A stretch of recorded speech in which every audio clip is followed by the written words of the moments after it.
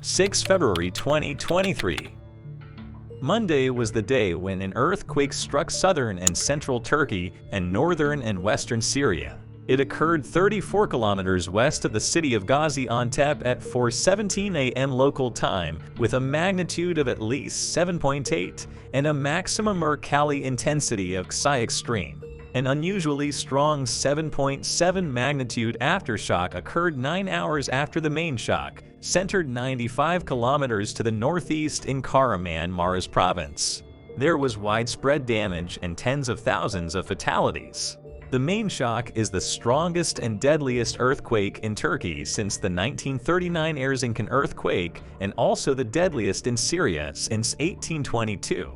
It is the deadliest earthquake worldwide since the 2010 Haiti earthquake. 9 casualties. The earthquake was followed by more than 2,100 aftershocks. The seismic sequence was the result of shallow strike-slip faulting. As of 13 February 2023, more than 36,900 deaths have been reported, over 31,600 in Turkey and 5,300 in Syria. A large winter storm has hampered rescue efforts, dropping snow on the ruins and bringing plummeting temperatures. Due to the freezing temperatures in the area, survivors, especially those trapped under rubble, are at a great risk of hypothermia. The earthquake is estimated to have caused $84.1 billion worth of damage, making it the fourth costliest earthquake on record and one of the costliest natural disasters ever recorded. 8. Damaged buildings. There were at least 80,278 people injured across the 10 most affected provinces in Turkey. At least 13.5 million people and 4 million buildings have been affected. Thousands were trapped under rubble when buildings collapsed. Some of those trapped live streamed their pleas for help on social media. Around 12,141 buildings collapsed in 10 provinces across Turkey. The earthquake caused broad fissures on roads. During recovery efforts, body parts are often found in the rubble. Adana Secure Paso Airport was closed due to runway damage. At least 300 buildings were razed in Malatya. The ceiling of Malatya Airport experienced a partial collapse, as did the historic Yanikami Mosque. 7. Gaziantep Province. In Gaziantep, much of the historical sites were significantly damaged, such as Gaziantep Castle, Sirvani Mosque, and Liberation Mosque. Gaziantep Ogazeli Airport was forced to restrict its service to rescue flights. In towns such as Nurdag, mass graves were created to bury the overwhelming number of dead. It has been reported that up to 40% of the town's population had died. 6. Hatay.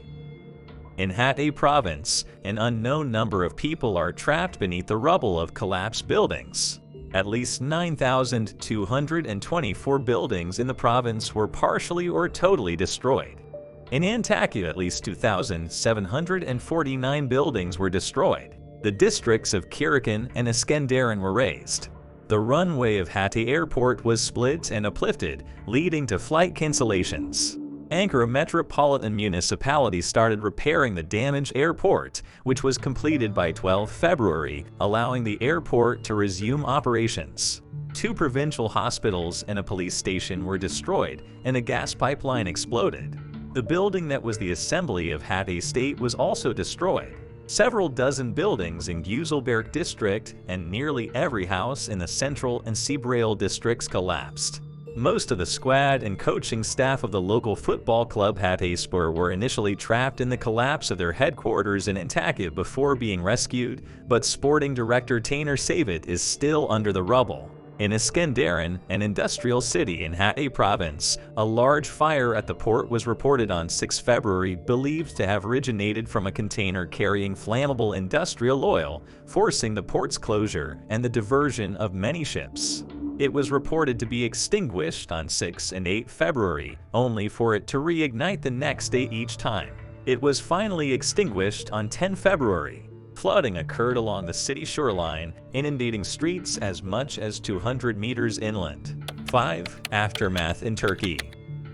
The national government declared a level 4 alert to appeal for international aid. According to the Disaster and Emergency Management Presidency, 25,000 search and rescue personnel were dispatched to the 10 affected provinces. At least 70 countries offered to help in search and rescue operations. Emergency services in Turkey rushed to search for survivors trapped under many collapsed buildings. On 8 February, more than 8,000 people were rescued from rubble across 10 provinces. About 380,000 individuals have taken refuge at relief shelters or hotels. An air aid corridor was established by the Turkish Armed Forces to mobilize search and rescue teams. Many military aircraft, including an Airbus of 400 meters and C-130 Hercules planes, transported search and rescue teams and vehicles to the area. Food, blankets, and psychological teams were also sent. Turkey sent an official request to NATO and allies for assistance. 4. Poor weather conditions. Poor weather conditions, including snow, rain, and freezing temperatures, disrupted search and rescue efforts undertaken by rescue workers and civilians. Rescuers and volunteers wore winter clothing while searching for survivors. Damaged roads also slowed down aid delivery. Due to the freezing temperatures in the affected areas in both Turkey and Syria, the mayor of Hatay, Lütfü warned about the hypothermia risk. Several tens of thousands of people across the region were left homeless and spent the night in cold weather. Officials plan to open hotels in Antalya, Alanya, and Mersin to temporarily accommodate the affected population. 3. Education and sports. On February 9, the Council of Higher Education said education and training at universities in the affected provinces would be suspended. All school openings were temporarily postponed until a second announcement. Student hostels managed by the General Directorate of Higher Education Credit and hostels would be used to house affected individuals. Ministry of National Education, Mahmut Özer, said all primary and secondary education schools nationwide were suspended until 20 February. Schools in the affected provinces were suspended until the 10th of March. Students studying in schools located in the affected provinces would be transferred to other provinces of their choice. After the earthquake, Super League was suspended for over a week to mourn the victims. Clubs from affected regions withdrew from the league. On 6 February 2023, it was announced the 2023 ISF World School Winter Games, which were due to be held in Erzurum, were cancelled due to the major situation in the country. On 10 February, it was announced the 2023 Men's Euro Hockey Indoor Club Cup was cancelled due to the impact of the earthquake. The tournament was intended to be held from 17 to 19 February in Alanya. 2. Aftermath in Syria. Syrian media reported a large number of buildings collapsing in the northern Aleppo governorate, as well as several in the city of Hama. In Damascus, many people fled from their homes onto the streets. Syria's National Earthquake Center said the earthquake is the biggest earthquake recorded in its operational history. According to SANA, the state news agency, President Bashar al-Assad held an emergency meeting with his cabinet to organize a rescue plan for the most hit regions. Following orders from President al-Assad, all teams of the civil defense, firefighting, health, and public construction groups were mobilized to Aleppo. The Syrian government appealed to UN member states, the International Committee of the Red Cross, and other humanitarian organizations for international aid. Some hotels, including in Latakia and Damascus, offered to accommodate to survivors free of charge and ensure basic necessities.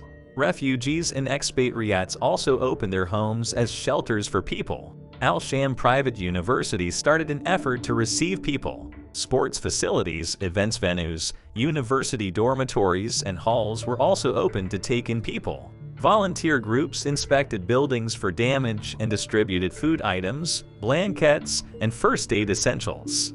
Due to the high number of casualties, including trauma cases, many hospitals became overcrowded. Hospitals were already experiencing a shortage of medical supplies prior to the earthquake, and they were forced to operate far beyond capacity in many cities. A lot of patients at hospitals slept on floors due to the lack of beds. 1. How can I help?